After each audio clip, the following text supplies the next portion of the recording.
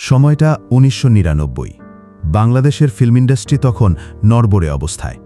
ঠিক সেই সময় ঢাকার এক যুবক হেঁটে গেল এফডিসির গেট পেরিয়ে। নাম তার মাসুদ রানা।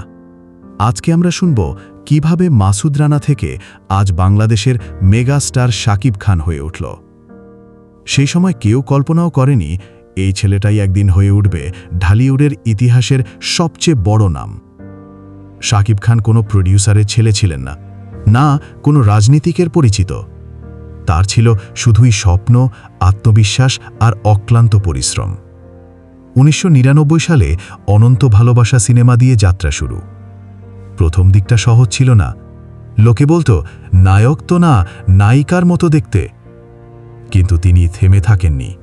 একের পর এক সিনেমা নিজেকে প্রমাণ করে গেছেন। তার স্টাইল, চোখের চাহনি, ডায়লগ ডেলিভারি সবকিছুই আলাদা একটা ক্যারিসমা। সবার কটাক্ষ পেছনে ফেলে তিনি নিজের অবস্থান তৈরি করেন। প্রথম দিকে কেউ তাকে গণনায় না রাখলেও সময়ের সাথে সাথে তিনিই হয়ে ওঠেন বাংলার কিং। এটাই ছিল শুরু, শাকিব খানের রাজপথে পা রাখার প্রথম গল্প। আর এই গল্প এখন ইতিহাস।